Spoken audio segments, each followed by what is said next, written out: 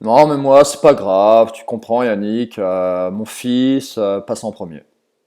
Alors, du moment que ma famille est heureuse, moi, ça me va, je passe après. Alors, voilà des affirmations que j'ai souvent entendues dans la bouche de personnes malheureuses.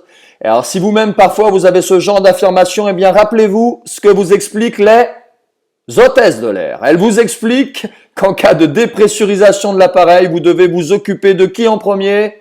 De vous en premier, avant même vos enfants. Vous devez mettre le masque à oxygène sur votre bouche à vous avant de le placer sur la bouche de vos chers chérubins. Parce que si vous perdez connaissance, ben, ils ne pourront pas le faire seuls.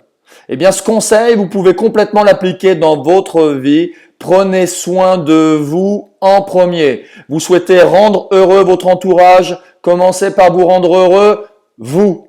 Vous souhaitez que vos enfants soient épanouis, épanouissez-vous, vous en premier. Alors souvent on me rétorque, ouais, c'est un peu égoïste cette façon de voir les choses.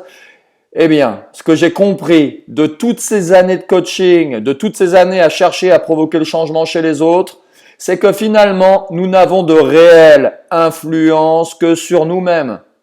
La seule vie sur laquelle nous pouvons intervenir, c'est la nôtre. Vous n'êtes le créateur que de votre vie, que de votre réalité, c'est déjà beaucoup.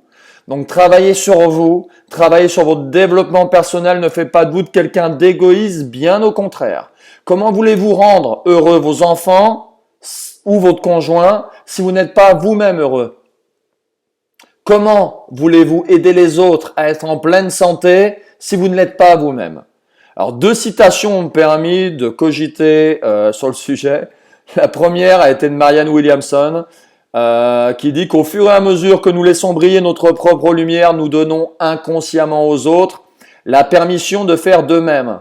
Donc, c'est votre évolution, c'est votre progression, votre bien-être, votre bonheur, bref, votre lumière qui permettra aux autres de rechercher le leur de bonheur, de travailler à leur tour sur eux, bien plus que tous les conseils que vous pourrez leur donner. La deuxième citation, elle est de Gandhi, soyez le changement que vous voulez voir dans ce monde. Vous souhaitez que votre monde change, que votre environnement change, que l'attitude de vos collaborateurs, l'attitude des gens en général change à votre égard, ou plus encore, vous souhaitez la paix dans ce monde, eh bien commencez par changer vous en premier. Commencez par être en paix, vous en premier. Prenez vos responsabilités, travaillez sur vous et n'attendez pas que quelqu'un d'autre change votre réalité à votre place parce que vous savez quoi? Ça n'arrivera pas. C'est vous qui avez le pouvoir. Vous avez le pouvoir au quotidien, dans l'instant présent, par vos pensées. Vous créez en permanence. Vous créez en permanence votre réalité. Donc il faut prendre le contrôle. Prenez le contrôle conscient de votre pouvoir créateur. Enfin, comprenez que vous n'êtes pas venu dans ce monde pour vous sacrifier. Vous êtes venu dans ce monde pour vous réaliser. Donc ne passez pas à côté de votre existence. Allez, à très bientôt.